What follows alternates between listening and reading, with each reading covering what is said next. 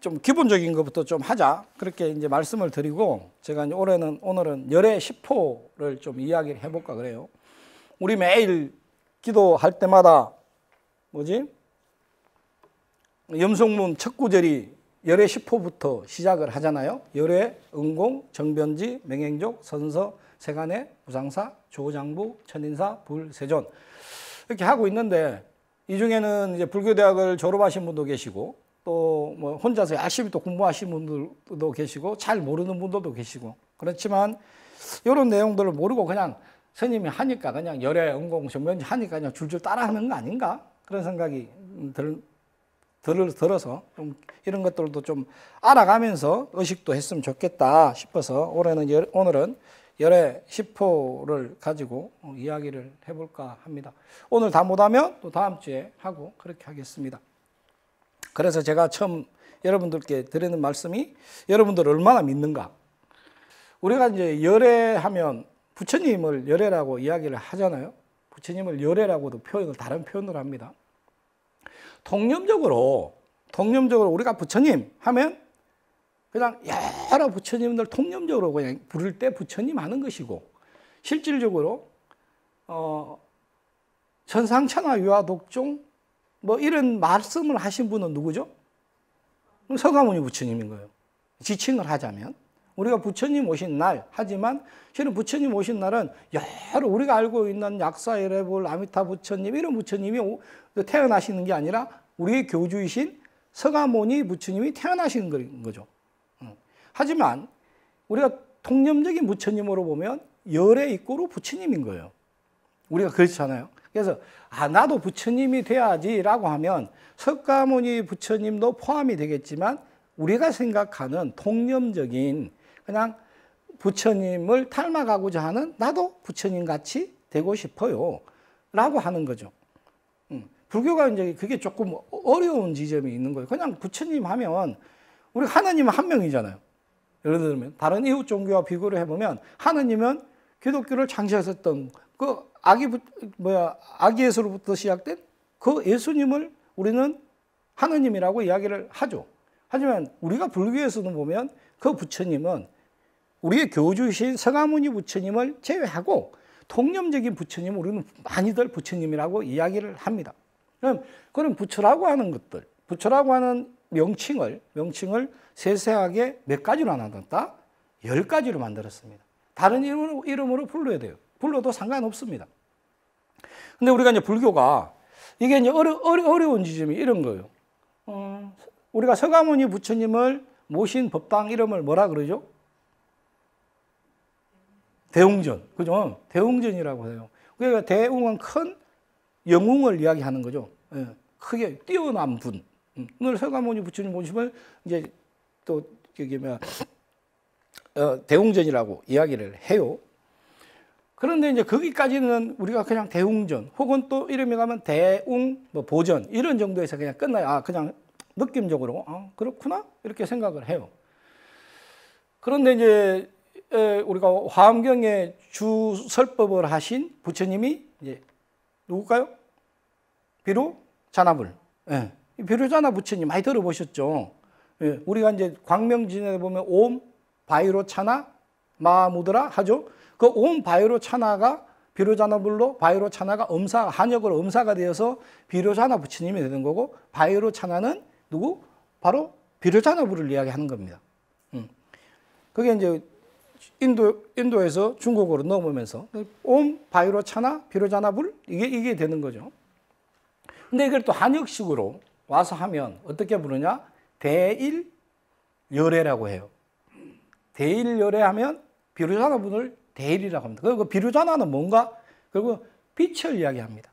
빛, 광명. 빛, 광명. 그래서 이 비로자나 부처님을 모신 이 정각 이름이 이게 여러 가지가 돼요. 어떻게 되냐면 광명전, 빛을 상징해서. 우리 광명 아시죠? 경기도 광명시 아니고요. 광명. 거기서 더 붙여가지고 대광명전. 이렇게 이야기를 하죠. 또 비로전. 비로전. 그다음에 또 우리 금산사처럼 가면 뭐죠? 적광. 고요한 빛을, 아주 거룩한 빛을 낸다 해서 적광이라고도 해요. 그래서 뭐요? 적광전 내지는 대적광전. 이제 이렇게 불교가 복잡해지고 어려워져 버려요. 어려워져. 그러니까 똑같은 부처님을 두고도 부르는 이름이 달라져요. 우리가 예를 들어서 뭐 비슷한 이야기나 이렇게 명어 들어가지만 약사열애불, 약사불이라고도 하고 약사열애불이라고도 해요. 그러니까 이제 그렇게 갔을 때는 약간 열애나 불이나 불은 깨달은 사람을 불이라고 이야기를 하거든요. 똑같은 말이에요, 사실은. 극존칭을 위해서 약사열애불. 아미타 부르면 아미타 열애불이라고도 하지만 그냥 아미타 불이라고도 해요. 조금 더 존칭을 세우려면 열애란 말을 꼭 붙이는 거죠. 근데 불이나 열애나 이꼬른데 네, 이런 거죠. 그래서 불교가 그래서 조금 어려울 수도 있습니다. 사실 이렇게 불교대학에서는 세세하게 이렇게 해줄 수가 없어요. 왜냐면 진도를 빼야 되기 때문에 진도가 나가야 되니까 대충 하고 저도 해요. 근데 이제 법문을 할 때는 좀 세세하게 이야기를 해야 돼서 이제 불교대학을 다녔다 하더라도 이 중에는 저에게 강의를 들었어도 이야기는 한 번도 해준 적이 없어요. 이거 비밀이에요. 잘 들으세요. 맞죠? 맞죠? 바라는 것은.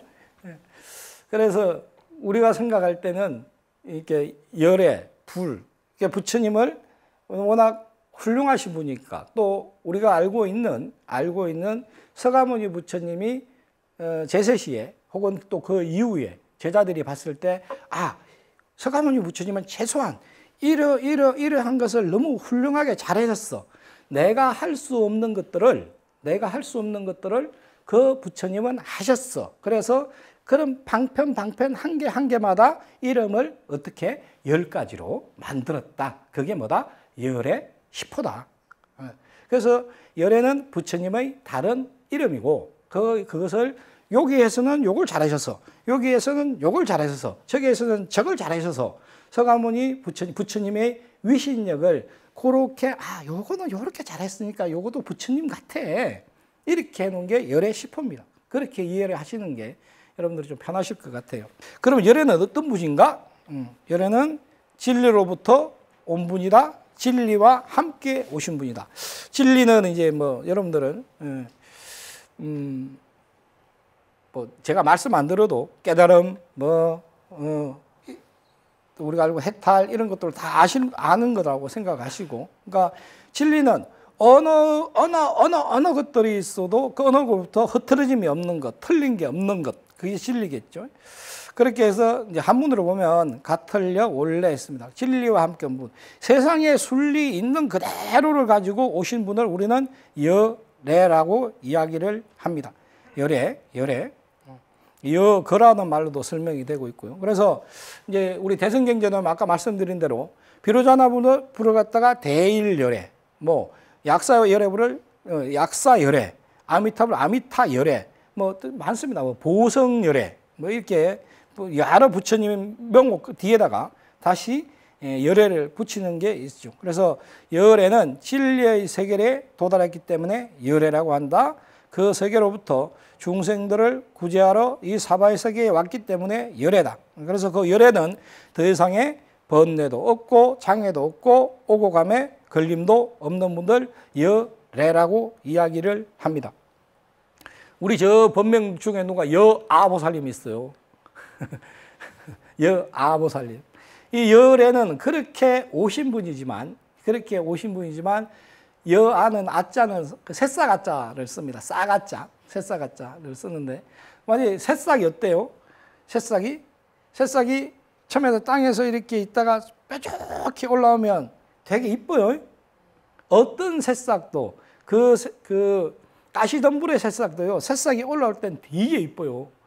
뾰족하게 연두빛으로 촉촉하게 그 현상적인 그때의 새싹처럼 살아가라는 뜻입니다. 사실은 이 이야기는 법명 시험에서도 말 안 해줬는데 여아 그래서 개인적으로 제가 이 같을 여자를 되게 좋아해요. 되게 쓰기도 쉽고 보기도 좋고 그래서 법명에도 들어 많이 지어 주기도 하죠.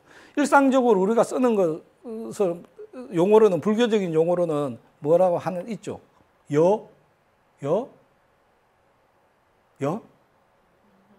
여법하게. 그렇죠? 여법하게. 그러니까 우리가 좀 사회적으로는 사회에서는 여법하다보다는 뭐라고 표현할까요? 여법하게? 일상적으로 잘 쓰지 않는 용어죠. 절에서는 어떤 행사라든가 뭐 법문이라든가 또 뭐 기도라든가 할 때 여법하게 법바이 이 표현 쓰죠. 법바이 법답게. 예, 법답게. 이게 똑같이 여법. 그러니까 여법하면 한문에 묶고 법답게 하면 우리말로 이제 순우리말 아니죠. 어쨌든 쓰이는 거죠. 그래서 여법하게 뭘 했다. 이렇게 표현을 쓰는 거거든요. 그래서 같은 여자를 써서 마치 오는 사람도 여래잖아요. 오는 사람이 어떻게 와야 된다? 잘 와야 돼요. 훌륭하게 와야 돼요. 그게 그런 분이 여래다. 아마 그게 여러분들 내 마음속에 부처님 같은 분일 거예요. 그 열애는. 아마 여러분들 나름대로 개개인들이 다 꿈꾸는 생각하는 부처님들이 계시잖아요. 그런 내 생각과 좀 다르면 그분은 열애가 아닌 거예요. 내 생각처럼 여러분들이 꿈꿨던 통념적으로 생각하는 그 부처님이 올 때 열애가 오신 거죠. 중생 구제를 위해서 왔고 내 마음을 편안하게 해주기 위해 왔고 나에게 행복을 심어주기 위해 왔습니다. 그래, 그건 내가 생각하는 어떤 행위를 하는 지금 내가 뭔가 활동을 공간적으로 시간적으로 활동을 하고 있잖아요. 이 시간적으로 공간적으로 활동하는 그 나에게 맞는 분이어야 돼요. 나에게 편안함을 심어줘야 되고 행복을 심어줘야 되는 분이 바로 열애입니다. 그 열애가 그런데 우리가 저 노란 외투 입고 뒤에 있는 저분만 열애가 아니라는 거예요. 갑옷이 갑옷, 저거. 이 외투도 아니고 갑옷이에요. 황금 갑옷. 우리는 너무 저 황금 갑옷에 의지해 있습니다. 실은 여러분들의 옆에 있는 사람이 여러분들의 열애입니다. 그게 마음에 안 들면 어쩌죠? 빠바방 한바탕 당신이 왜 그래 말이야. 너 왜 그래 이렇게 되는 거죠. 하지만 내 마음에 들 때는 그만큼 좋은 사람 없어요. 내 마음에 들면 내 마음에 안 들어서 문제지. 그렇게 오신 분입니다. 그렇게 오신 분을 어떻게 해야 돼요? 잘 모셔야 돼요.